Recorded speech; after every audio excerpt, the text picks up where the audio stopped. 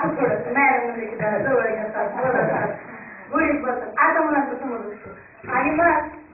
त्या पद्धतीनं थोडं समजा आहे पण मग ती तुम्ही म्हणतात तसं नाही तुम्ही मग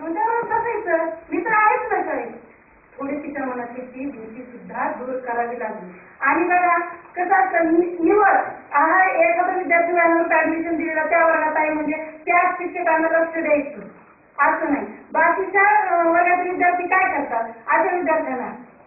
मोठी नाही का ती डबरी नाही का ती मोठ्या मॅडमच्या वर्गातली नावानुरूप पुन्हा असं आणि मग मोठ्या मॅडम प्रमाणे तिचाही मग पाराचा कानावर ठेवले मग अशा विद्यार्थ्यांना आपण सांभाळून घेतो की इतर शिक्षकांना शाळेतल्या सुद्धा इतर शिक्षकांनी आणि मुख्याध्यापकांनी सुद्धा त्या मुलीला भावनिक आधार दिला पाहिजे तिच्या समस्या समजून घेतल्या पाहिजे अशा विद्यार्थ्यांच्या आणि या विद्यार्थ्यांना शासनानं सोय केलेली आहे त्यांना वेगळा अभ्यासक्रम दिलेला आहे पूरक मार्गदर्शन करायचे त्यांच्यासाठी वेगळं मानधन ठेवण्यात आलेले आहे ती प्रोसेस सुरू होणार आहे परंतु हे करत असताना फक्त एवढं करायचंय की अशा विद्यार्थ्याच्या भाषा आणि गणित या विषयावर थोडासा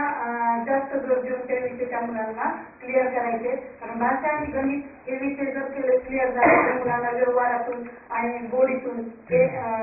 शिक्षण सुलभ होणार आहे